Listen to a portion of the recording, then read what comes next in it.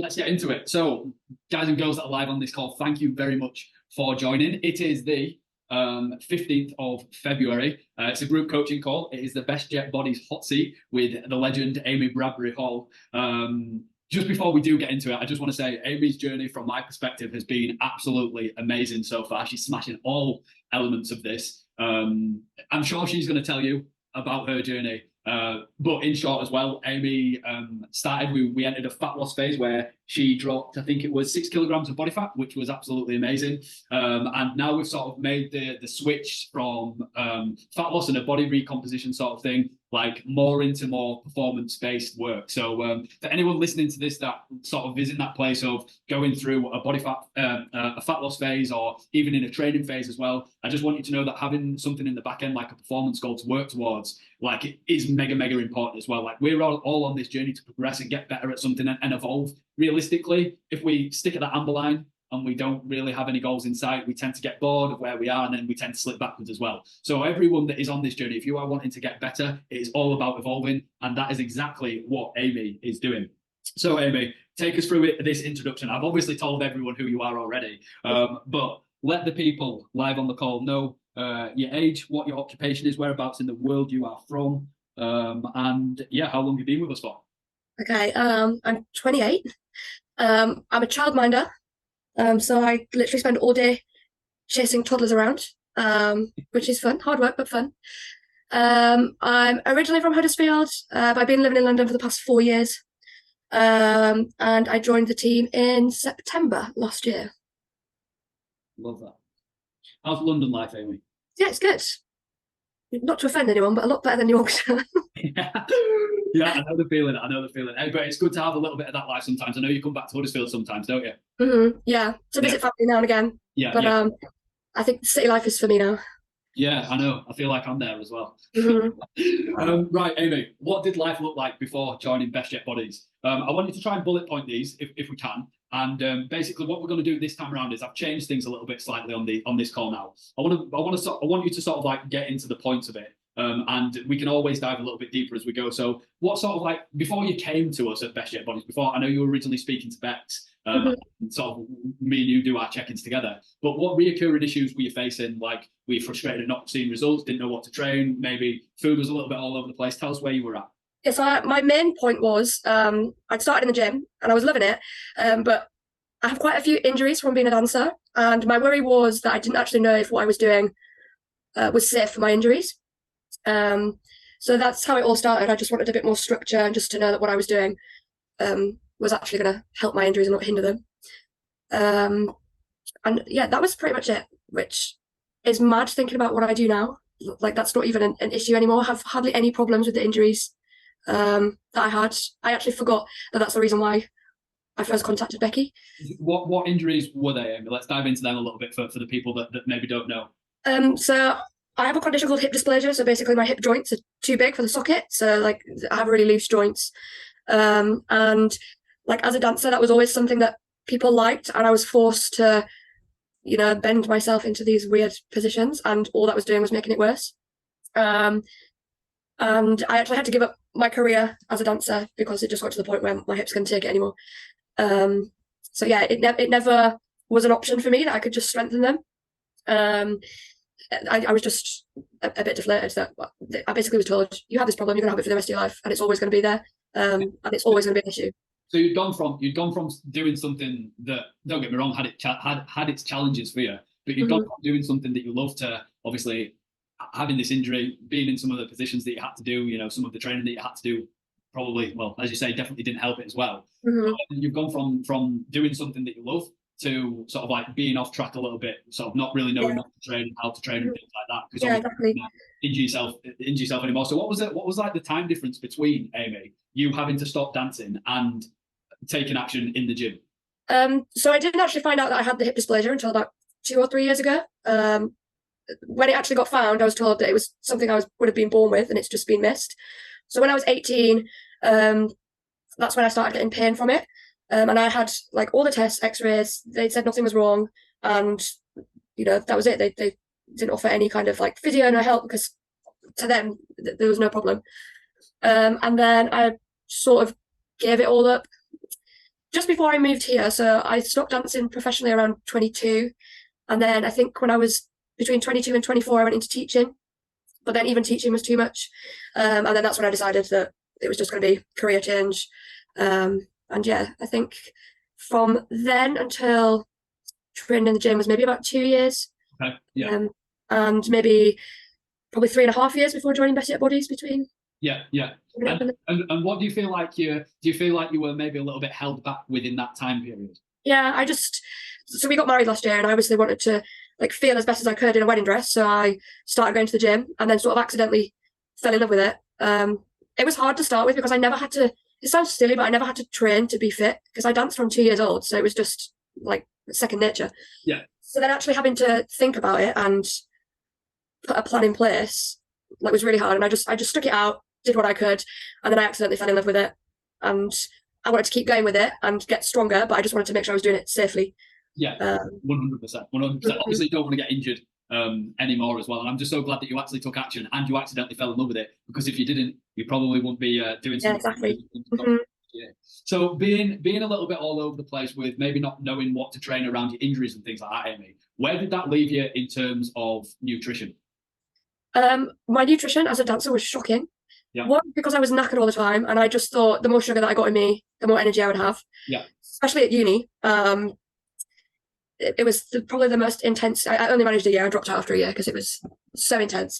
I would just eat junk, for every meal and snacks, just because I thought the sugar would give me the energy boost. Throughout the day? Yeah, like just constantly. Like I was, I was probably a binge eater. Like when I think about it now, it was definitely an issue. But like nutrition's a hard one because I said this on the call last week. There's for me, there was a big stigma around talking about my weight because I wasn't overweight, I was more on the underweight side. People would just be like, what are you complaining for? Like, you're slim. Yeah. But I was constantly being told by like my tutors at uni, you need to be this way. If you put any more weight on, you're never going to get a job. We were weighed every single morning. We had to get weighed in front of people. It was just really toxic. But then my family members would tell me that I looked too thin, needed to eat more, just the complete polar opposite. So I never had the best relationship with food.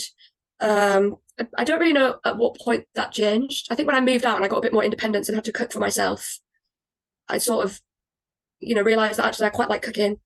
And there was much nicer foods that made me feel better than, eating a box of 12 donuts just to get me through the day. Like that's the point that it was at.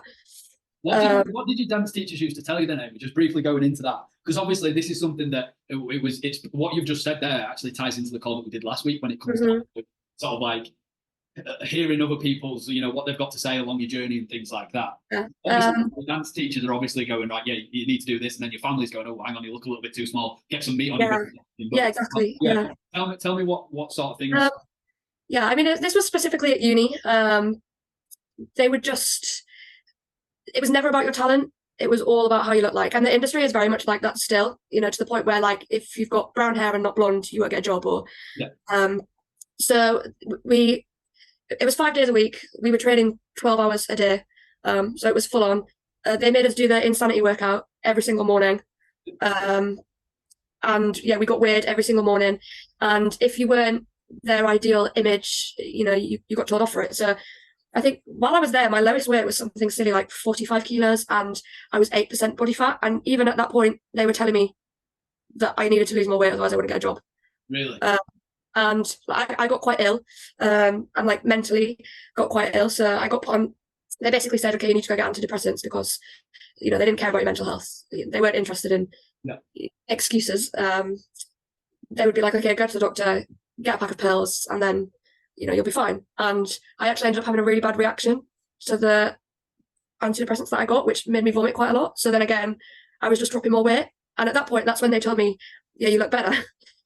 And it's just insanely toxic. And I'm not really sad that my injury took me out of that industry because it wasn't a nice industry to be in. Yeah. So in a way, like I'm glad that I don't do it anymore. But yeah, I mean, this was all, I was 18, so like still so young. And and what an age to be told. Want to please people. Yeah. Like it's such a cutthroat industry that you will do anything you can to make people like you or like to get a job. It's a really hard industry to be in. Yeah. So, and especially at that young age, like I didn't really feel strong enough to say no. I would just do whatever they told me. Yeah. And it got to the point where I would be on the bus home from uni. I was so exhausted that I would fall asleep, and I'd wake up to my mum ringing me, like, why aren't you home yet? It was because I'd fallen asleep on the bus again, and like I wasn't even getting home. Yeah. So yeah, definitely not an industry. Like I'm glad I'm not in that industry anymore, but it has had massive impact on like my whole fitness and food. Yeah. Like even now, it's constantly in the back of my mind. Yeah, and it will be, and it may not go. Do you know what I mean? And the thing is, it doesn't need to go necessarily. It's not something that you need to let go of. Everyone's got a story, and it depends on what perspective you can flip on that to actually use it as fuel for what you're currently doing now, Amy. Do you know, like, and what you've said here, let's just reverse engineer this a little bit. From the younger days of you doing ballet, getting told what to eat, and then obviously taking a massive effect on your mental health. Oh, well, I'll tell you what, here you go, have some antidepressants, which made you feel even worse. You were throwing up, and then the ballet teacher probably went, oh, you look better now, well done. But you're like, what, I've just been throwing up for however long. Yeah. And then obviously it's affected things within sort of like your maybe, well, obviously you've said yourself you were binge eating, your relationship with food.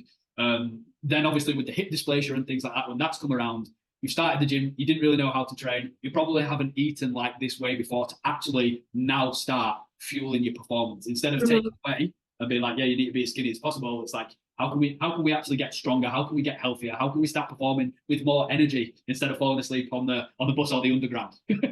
Yeah, exactly.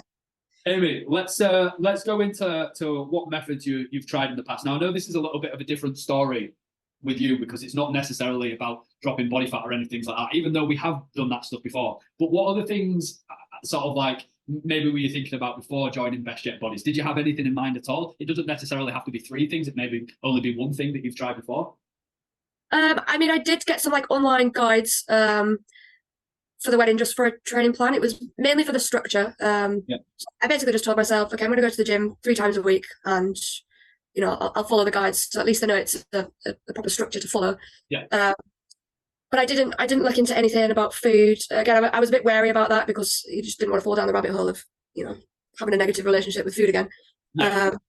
So yeah, I haven't really tried that much. Did you know these online guides were specific to sort of like you and your injuries at all, or was it just like, get me a training plan, I've got my wedding coming up sort of thing? Yeah, no, it was basically a PT. I think she got married herself, put together like a bride guide. Oh, really? Bride guide, love it.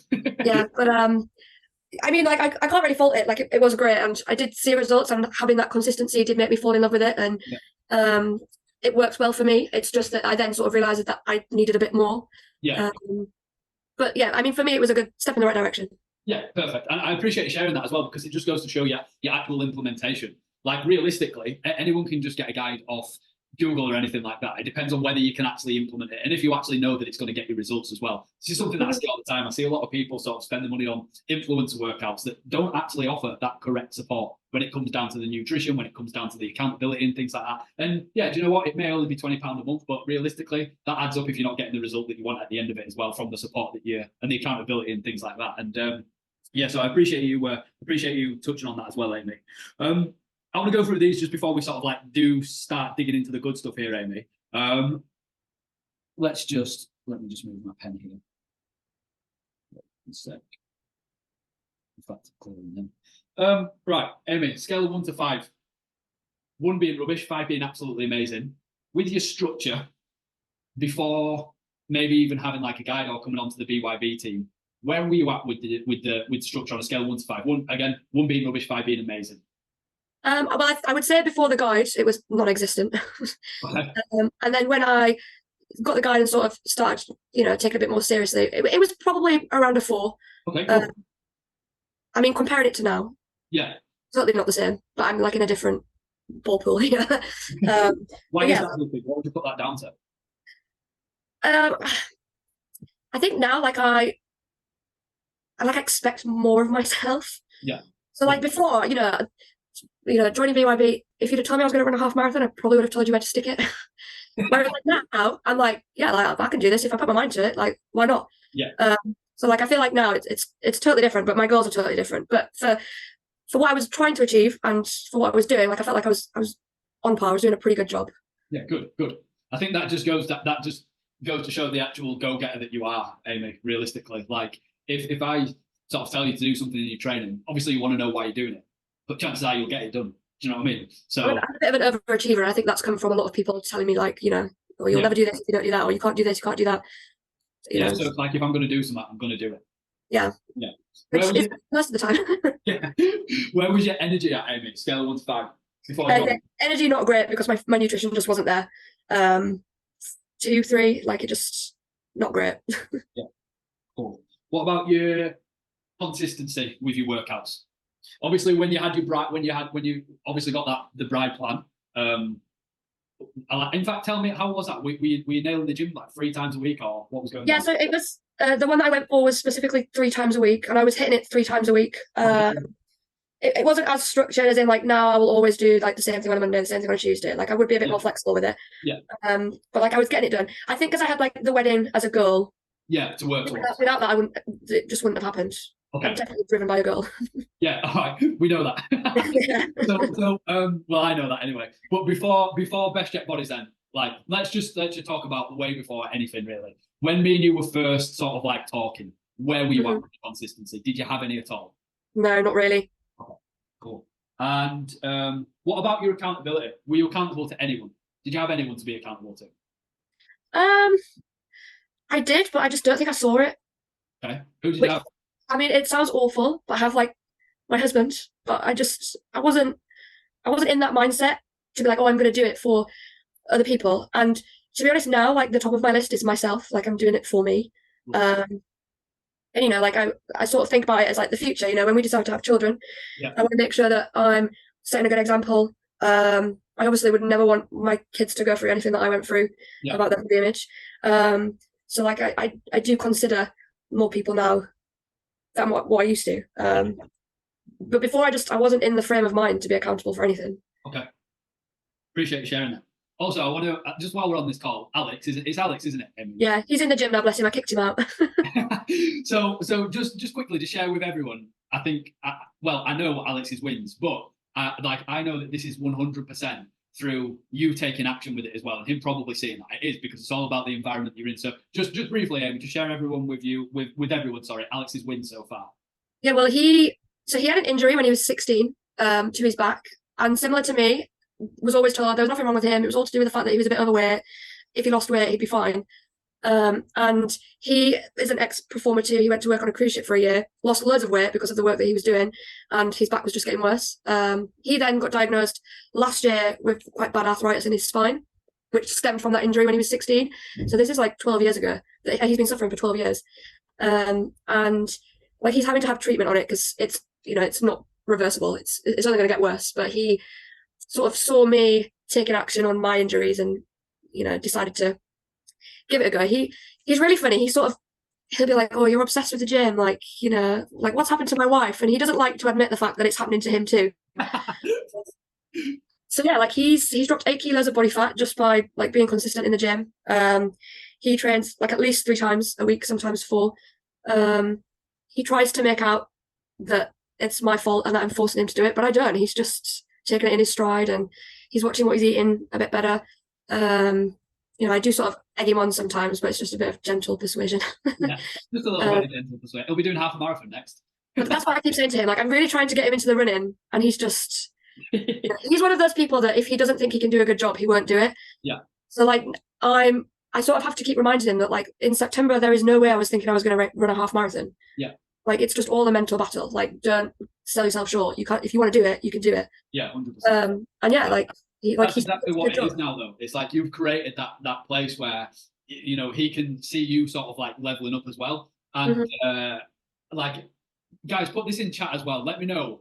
Just let me know if people have seen you leveling up and they've actually gone, oh, fucking hell, I can maybe do a little bit better as well. And the people that you know around you have actually maybe shown up with a little bit more energy, have started to eat a little bit better, have started going to the gym a little bit more. It's funny because energy is very, very contagious, and what you do in the direction that you have, once you have real clear vision and real authority in where you are going, people will obviously question, like, how are you turning up with good energy? Like, how are you getting these results and things like that? And they almost want a bit of that themselves, and that's clearly what's happened sort of with you and Alex. It's just absolutely epic to see that you're leveling up, and so is he as well. He's dropped body fat, he's getting more consistent in the gym, And that's what it's about, isn't it? It's about living that good life and inspiring others to do the same. So Yeah, he actually had a gig a few weeks back, and he said basically he took off his jacket because he was too warm, and like quite a few of our friends that haven't seen him in a while like wolf whistled him because they didn't realize that he'd lost so much weight. really, He was like secretly buzzing about it, you know. yeah. I think that gave him an extra bit of a boost. But like I even get like his mum texting me like, oh, you know, like you know, she's like, I went for a walk today after work, like trying to get more steps in, or you know, she's been telling everyone that, you know, it's I'm the reason that he's lost loads of weight, and she picks me up, bless her.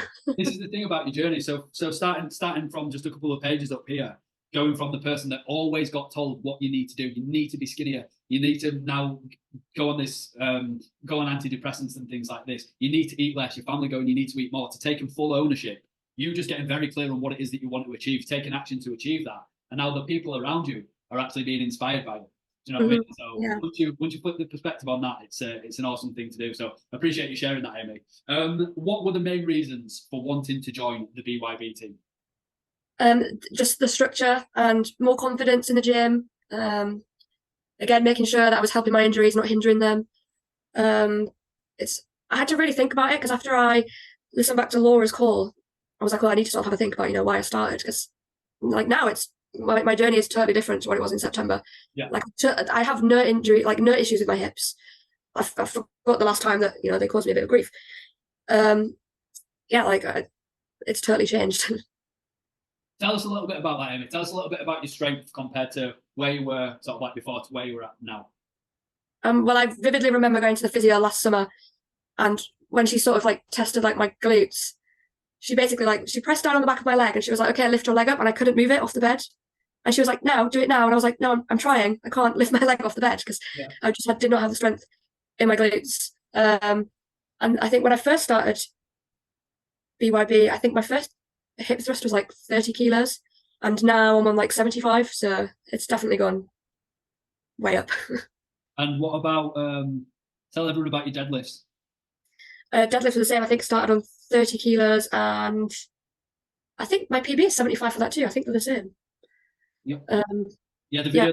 Yeah, one rep max was like 80, which is mad. Everyone loves one rep max. Testing one rep maxes out at the minute. I suppose you've got to from time to time. I never even thought about it. Someone just asked me, "Oh, what's your one rep max?" And I was like, "I've got no idea." So I just thought, "Oh, I want to see now."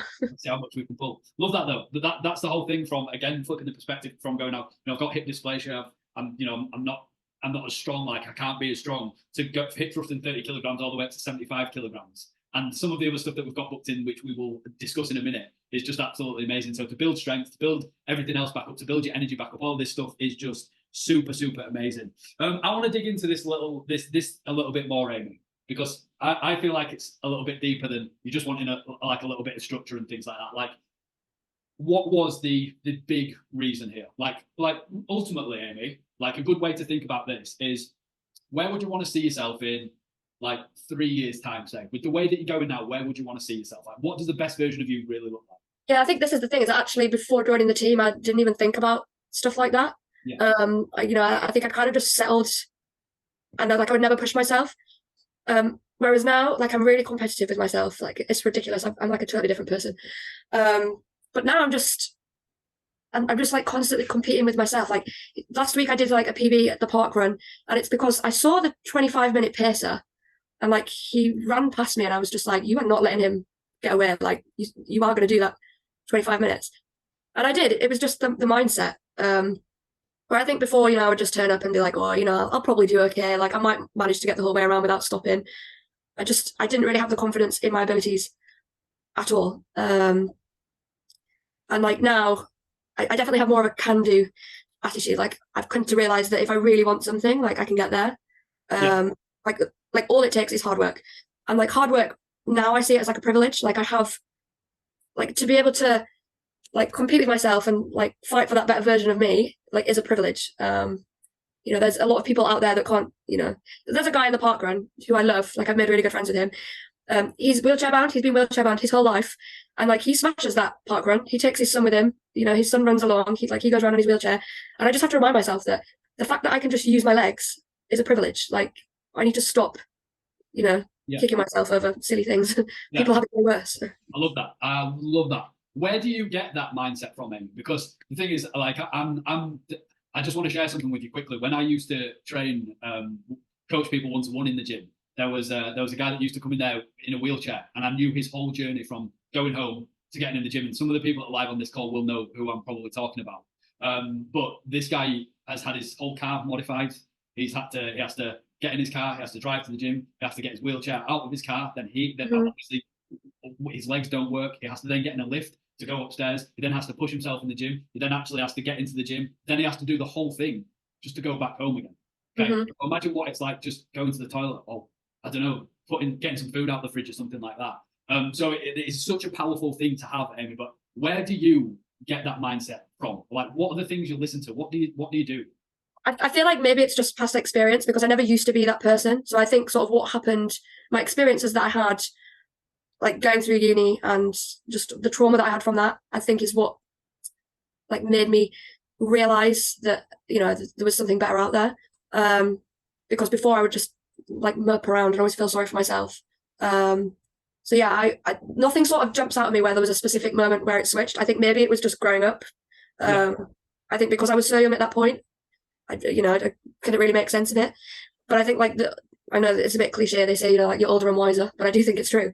And yeah, like I don't know, I just learned to appreciate the smaller things in life and realize that the smaller things in life was actually what would make me happier. What does your Instagram feed look like, Amy? Just all my friends, really. Actually, that is another one. My mum tells me off for this, but I don't have many friends, and I like it. Yeah, good. Keep yourself. I just, if people aren't not on the same level as me, but you know, if we have different interests and you don't really get a lot from them, and you know, I had a few friends in school where it was like I'd try my hardest with them, but they wouldn't try in return. Yep. And in the end, I just realized that, you know, I don't have time for people like that in my life. And yeah, my mum says I'm too mean, but you know, since doing that, I'm literally the happiest I've ever been, because I know the friends that I do have, like, are going to be there for me, and you know, none of them are sort of questioning the journey that I'm going on. They're all really supportive, and yeah, it's just it works for me. So I think everyone can relate to that. Let's just have a look what chat's saying. Yeah, Steve, I knew Steve would be able to relate to this. Correct, stay in your own lane, 100%. This is something that I can massively relate to as well. I know Jenny can relate to it. I know Anna B can relate to it if she's still on the call as well. And it comes back to looking after number one. When you want to look after number one so much and you compare yourself with who you were yesterday, who you were last week, you realize that you actually only do have so much energy, and the energy that you do have, the currency that is energy, is important to you and the people that actually care about it. The people that bail on you all the time or sort of don't hold you to your higher standard and things like that are the people that aren't really worth your energy. So this all comes down to this, Amy. It really does. It comes down to looking after the number one. You can't be the best version of yourself for anyone else, Alex, for any of your family members, any of your close friends as well, if you're not the best version of you for you. I'm the exact same. My circle's very, very tight. So it just comes down to looking after number one. Imagine if you had a group of friends, like literally hundreds of friends, and you was like, how much energy would you spend trying to please everyone? Do you know what I mean? So it's not this journey isn't about not having friends at all. It's about getting really sort of like precise on what it is that you want to achieve, why you want to achieve it, and who are you actually going to have in that circle that's going to support you along the way as well. So I love that. I think I'm definitely learning more, you know, to know my own worth. Yeah. Some people think, like, you know, if you're like really confident and you're putting yourself first, that, you know, you're not a very nice person, or they make out that, you know, you're something that you're not. And it's not that at all. It's just, if you want to be there for other people, like, you've got to be there for yourself first. Like, you know, it shouldn't be frowned upon. But what would you say to someone, Amy, that's maybe not in that position at the minute, that's in a position where maybe they're giving their energy away to people that don't deserve it? What would your best advice be to that? I actually have a very close friend who has been like this since I've known him for like the last 4 years, who just constantly puts other people first and never himself. And like, bless him, he's always struggling. And I just tell him, like, you know, like, you need to take time for yourself. You just find happiness in the small things. Like, even if, you know, like mine is, I love just to go out for a walk, get a coffee and come back. You know, it's the smallest thing ever, but I will be so happy if I've done that in the morning. Yeah. Just feel more content about my day. And like, that you need to just spend more time with yourself. You know, do the things you enjoy. And then when you're in a comfortable position with yourself, like, that will feed off on other people. But, you know, he just has in his head that, you know, like, he needs to have a girlfriend, and then he gets like really upset and kicks himself when it doesn't work out. And it's because he doesn't, like Lucy's put, he doesn't fill his own cup at all. That's exactly what it is. It's knowing your worth, filling your own cup up. And the thing is, the beautiful thing about all of this, it can be so uncomfy to sit with yourself and your own feelings. It's so uncomfy. But at the end of the day, that's what brings this clarity. And that's where you find your reason why, no matter what it is, that's where you find your reason why. And it's just amazing that you can take sort of like the good out of the small stuff, such as just getting up and just maybe even smelling the coffee in the morning. That's what I do. Yeah. Smell the coffee in the morning. I'm like, ooh, if you can, yeah, exactly. If you can take like stuff away from just small things like that, you're absolutely winning. I think that's why I try and share. Well, I'm trying to share more of like the negatives, because I'm definitely guilty for like on social media just sharing the highs and like, the progress, and it kind of like it does sort of mask like the true journey. Yeah.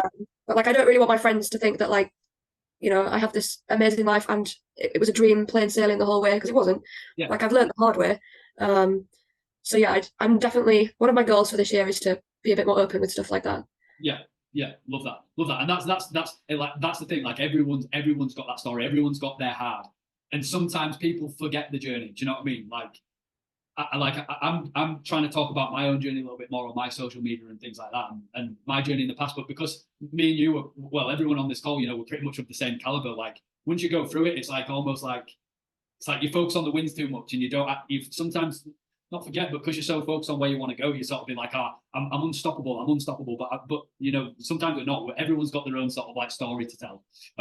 So give us a couple more wins. What do you feel, Amy, are your biggest wins since joining the team? Oh my God, there's a lot. Give us your three biggest ones. Well, we've got strength as one. Yeah, strength, like mindset completely changed. I'm way more focused. And I think like the determination, like it just like that was never there before. Yeah, definitely was determination. How many gym sessions are you doing per week? And let's take into account your runs as well. Let's take everything into account. I think I train 5 days a week. Yeah. They're included for everyone on the call as well. They're including Amy's runs as well. When do you do your meal prep, Amy? Do you prep meals? Like what do your meals look like? Breakfast I prep every night for the following morning. Lunch I normally meal prep like 3 days at a time, and same with dinner. I mostly eat the same stuff every day, just because it's easy. Yeah, and like I just sort of change up the snacks a bit, so it's a bit more interesting, but predominantly the same food all the time. Yeah, and how do you because there'll be people out there going, oh, she eats the same thing every single day. What's your perspective on that? I like it, so why would I not eat it? Yeah. Also convenience, like time, you know, I just feel like I don't have a lot of it. I have a really busy life, and the less I have to think about what I'm going to eat, the better. Tell us what a day in your life actually looks like. When does the alarm go off? What do you do? So I get up at 5. I get everything ready for work, have my snack, go to the gym. I come home and have like the quickest. I'm at the gym like 6 till 7. Yeah. And then I have the quickest breakfast and shower of my life, and then I work. Well, I cycle to work. Then I work 8 till 6. And then I have to cycle all the way back. And yeah, I mean, depending on the day, sometimes I'll train in the evening. I prefer morning sessions. Yeah. I think I've started to find that if I train in the evening, I don't sleep as well. I think my brain's just a bit too wired. Yeah. Because if I train in the evening, I don't sort of get home till like 8:39, and then I have to eat. And you know, for me, I want to be asleep by 10 o'clock. Yeah. So I'm definitely finding recently that I'm sleeping better if I get my sessions done in the morning, just because I have a bit more time to wind down. But yeah. Let me get this straight, Amy. You're up at 5 a.m. Yeah. Mm-hmm. You go downstairs. You get a snack. Is it? You train in the morning. Yeah. 6 or 7, and then you're back home. Very quick shower. Eat breakfast. You ride to work. Cycle to work. Mm-hmm. How long is the cycle? It's about 6 kilometers, so about 20-25 minutes. Yeah. So 6K on the bike in the morning. Then you are at work all day dealing with kids, and then it's the cycle back home. And then if you spend the morning, is that when it's like, right, I'll just prep my meal for the next morning and have a little bit of chill out time? Yeah. So I'll sort of get everything prepped before I sit down and have dinner. Yeah. Or try to. Just so that I know that it's ready, and that once I've eaten, I can sort of start settling down and get ready for bed. Because I hear sometimes if I like eat my dinner first, then I forget that I've got to prep things, and And it all gets up in the air, and I get really grumpy if I don't get my sleep. So So with a hectic life that you have, and touching on you getting grumpy if you don't get your sleep, what does your sleep look like? Like, tell me, like, what are you like? Do you have a thing where your phone's away from you, or is it a case of you're tired anyway, so you're going to go to sleep? What times do you go to sleep? When do you wake up? I aim to be asleep by 10. If I'm honest, I just don't have time to watch TV or pick up my phone, so it's usually out of the way. Um, yeah, it's usually sort of eat my dinner, have a shower, get ready for bed, and that's about it.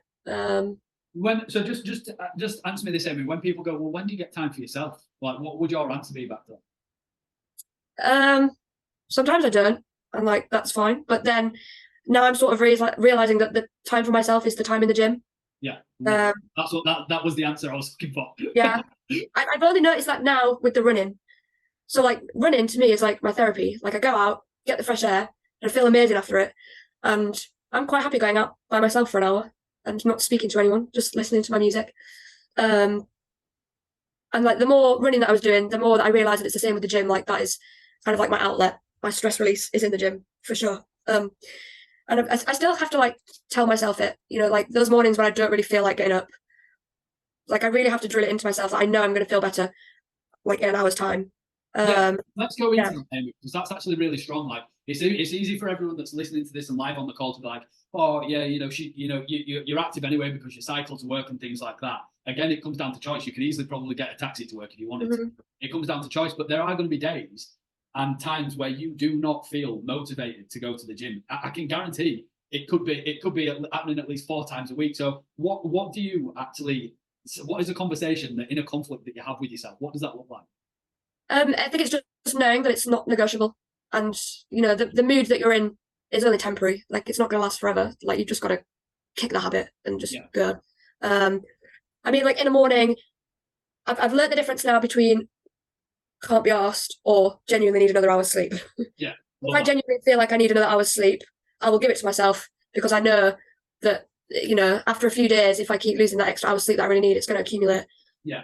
Whereas if it's just a mood thing, I don't know. I just have to force myself through it. I'm like, it's not pleasant, but you just get it done. Yeah, everyone will be able to relate to that on the call. Like everyone that trains, everyone that goes to the gym and shows up for themselves consistently will 100% be able to relate to that. But what you said there, Amy, about going, do you know what I need? It's the whole sort of like decision behind going like, yeah, do you know what, I can turn up for myself, or I actually genuinely need to take today as a rest day. Because if I don't take today, if my battery is literally on 10% and I do not charge it up at some point, what's going to happen to the rest of my week? So I love that you've got that. Do you have any other sort of like weekly or daily non-negotiables, things that you just don't let slip? I pretty much just everything I do. Like I'm a sucker for a routine. If my routine is slightly thrown off, it just throws my whole week. Like if I have to have things super set out, and I think that's partly to do with my job. Like we have a really strict routine at work for the kids. So like for example, yesterday we didn't go out because the weather was that bad. And the day was awful. Like the kids were awful. It was just a horrible day at work. But I've picked up on that routine and now I have to implement that into my everyday life. So it's not that I don't let them slip. It's just that I'm such a creature of habit that it would never slip anyway. As if I don't have enough going on, I've now gone back to studying. So I have to do my work before we have like the weekly webinars. Yeah. So that like I have a weekly planner. And I was like, okay, well, on a Tuesday I train in the morning, Tuesday night I'm free. So on a Tuesday night I'll do my work, ready for my webinar on a Wednesday. And then once that was sort of set in place, that is when I was going to do that. That is when I do it every week. And it's just sort of built into my routine, and it never really feels like hard work because that's just always how it's going to be now. You know what I got out of that as well, Amy? That you're just quick to take action with things. Like if something shows up in your diary, in your routine or whatever, that normally wouldn't be there. It's a case of going, okay, well, this is my diary. This is what everything actually looks like. Where do I slot it? Like, where do I make it happen? And that's the beauty of it. If you're slow to take action, you're slow to implement. If you're quick to take action, quick to implement, you're quick to get the result as well. So, and I think that comes with learning to say no to people about things. Yeah. Like if I have something, like with my job, like quite a lot of parents ask for extra babysitting. Yeah. And like, Saturday morning, I do my run every Saturday morning. Like for me, that's the non-negotiable. I like to do it on that day, and I like to do it in the morning. And last week, someone asked me if I could do extra babysitting, and actually I said no because, I could have worked and got the extra money, But at the same time, that morning is always for me, and like I have to sort of balance the work and personal life. 100% protecting that energy. You know, and I'm lucky to be in a job where that is fine. You know, like the parents are all really, like they understand. They know I do a lot. It's the same with work. You know, the next couple of months we're going to have parents' evenings, which just makes the schedule even more hectic. But I've been very clear with my boss and been like, you know, on a Wednesday I don't train, I have a rest day, so let's make sure we schedule it on a Wednesday. Yeah. I love that. And that's exactly what it's about. If everyone listening back to this that has like a boss or anything like that, don't be afraid to take action and protect your own energy. That is literally exactly what Amy has done there. And to be fair, like if they show you taking action and protecting your own energy, they're probably bound to do the same thing as well. Again, just spreading that inspiration. And like, don't get me wrong, I know not everyone's boss is like that. Like my boss is genuinely amazing. She's like my second mum. But I think because I've been open about it, like she knows that it's important to me, and you know she obviously wants me to be happy in the workplace. Yeah. So it's, you know, it's a good team effort. 100%, 100%. That's it. That is everything. Like if you cannot perform good if you're not having that time for yourself and protecting that energy. So, anyway, I want to fly through these because we've got one more page after this, but I just literally want to fly through these and bullet point them. I want you to sort of quick fire answers here. The first thing that comes to your head. What obstacles have you overcome so far? Again, it doesn't have to be 3. 1 or 2 is absolutely fine. If you've got 3, hit me with them.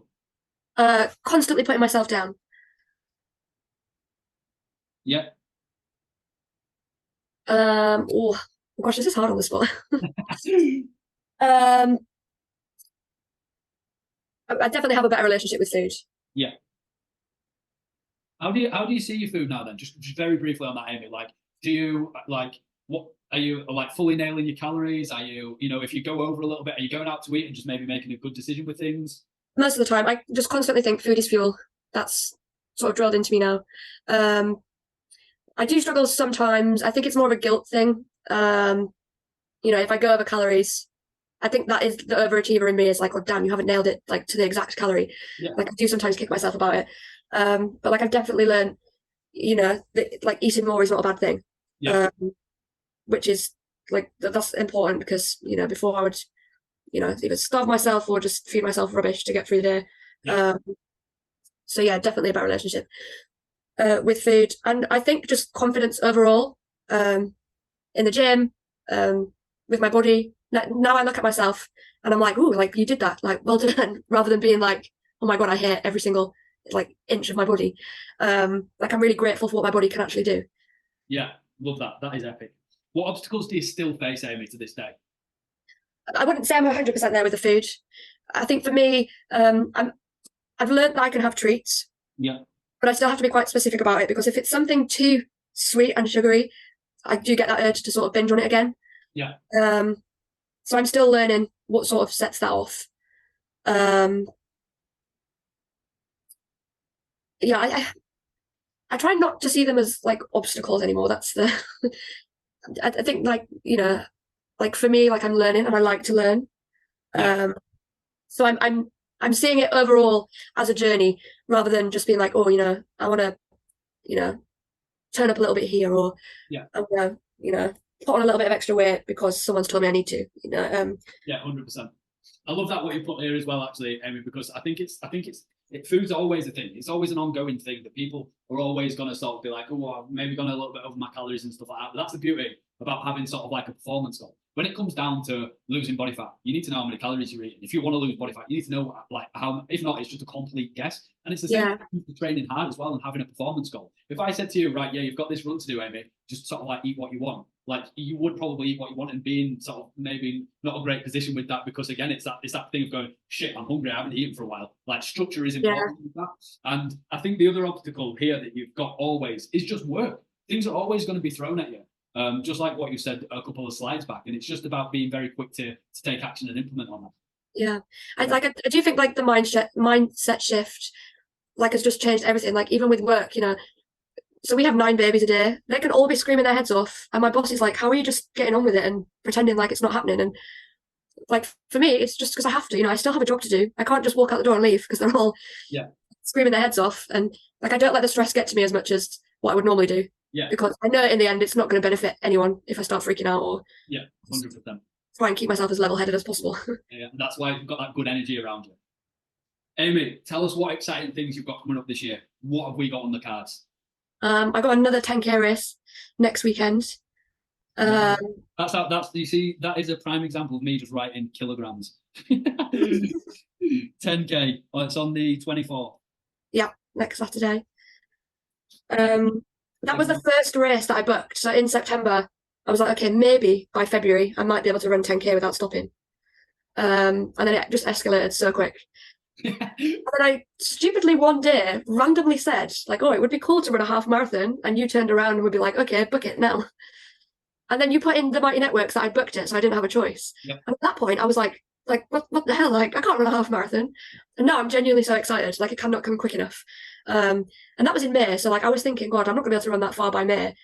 And now I'm like, do you know what? When the London Marathon ballot comes around, I'm going to enter that because I can't stop. Love that. What date is the London Marathon again? You know.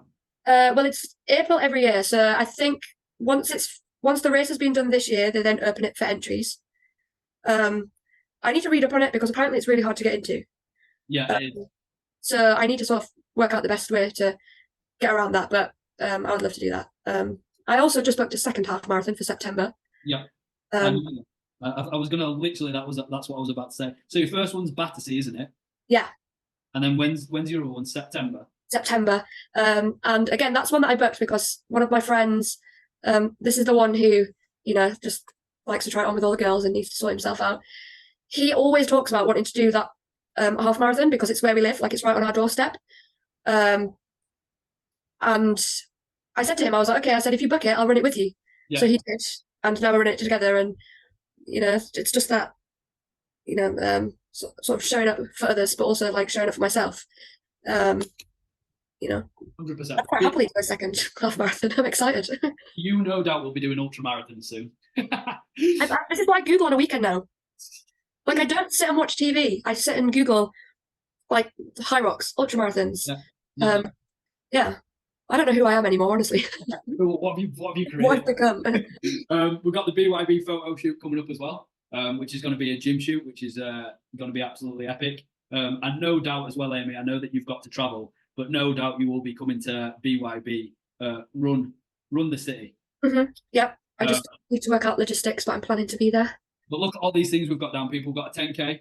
There's one thing. We've got a Battersea half marathon. We've got another half marathon in September. We've got the entry of the London Marathon in 2025. We've got the Best Jet Bodies photo shoot. We've got the BYB Run the City. And that is exactly why Amy probably gets out of bed every single morning and does exactly what it is that she does, which is just absolutely epic. And I think Lucy's got a camera off, so I'm guessing that she'll be busy, probably bathing the boys or something like that. But Steve and Cherie, get that mic on. Let me see if I can send you a little thing over. Yeah, he's on. Right, round of applause for Amy. Oh, Lucy's here. Solid, everyone's clapping. Right. Love that. Love the vibe. So good, Amy. One sec, Luce, one sec. Hang on a minute. Luce, if you can hear me, I think. Go on, yeah. Go on, what were you saying? It's so inspiring. You're the most determined person ever that I think I've ever listened to. Like, you go, girl. And that was so good. Well done. This is why I say to people about joining the team, like, honestly, like, I would not be like this if it wasn't for BYB. Like, yeah. That's how it is. Like, I think, like, you and Bex from the get-go were just always pushing me to be a better version of myself and never telling me that I can't. You're probably the first coaches I've had in my life that I've not been like, oh, I don't think you can do that. Every other mentor that I've had has told me that I can't do something. So like, it's definitely down to you two, 100%. Oh, I love that, Lucy. I love that little share there as well that you had. Honestly, it means the world, and that's why we do these calls as well. What you said earlier, Amy, about sort of like sharing all the positives and stuff like that on Instagram, like ultimately this is why we do these calls, because everyone has got a story. It's important that we dig into that story, and so others can relate to it as well. Their story might be completely different. I know. I wanted to get Lucy. You're going to be doing one of these as well. Steve's got one upcoming. Cherie, I'm having one. I'm wanting to get Cherie on one as well. I'm wanting to get everyone in the BYB team. I'm making my way around everyone. But what I'm saying is, everyone's got a story. Everyone's got the challenges that they've had, and it's just being in a community together where we're actually just growing as one, and we're just bigging each other up all the way. Like, that is what it's about: creating that high energy of just high achievers, just getting after it and living their best life. And this is why, like, me and Bex are genuinely, like, so obsessed with what we do, because there's nothing better than when we can just see people like you just winning and living the best life. So just before we go, guys, just before we close off the call, let's get a little bit of a picture. Everyone, in fact, what's going on here? Let me hang on a minute. Let me stop my share with you. Are we all in? Right, everyone, give me let me just sort this out. Right, everyone, give me hit me up with a bicep pose. Let's get it. Awesome stuff. Team, again, for those that make it live to this call, I just want to say it's absolutely amazing to have you here. This is why we do them. The hot seats tend to be a little bit longer, but it's important that we dig into this journey. The group coaching calls are literally half an hour and straight to the point. I just want to say, though, it's epic to see you guys not just showing up for yourselves, but showing up for other people on the team as well. Amy, is there anything else that you want to add into this before we shut it down? I think that's everything. Well, I appreciate you. I appreciate you sharing your journey, Amy, and everyone that's on this call, everyone that's listened back to it as well, is keeping you accountable to all of these goals that we've got down here as well. Guys, I'm going to leave you to it. Have an epic rest of the week. Keep putting these shares in Mighty Networks, and yeah, I'll catch you all later. Thanks very much, Amy. See you soon. Bye-bye. Bye.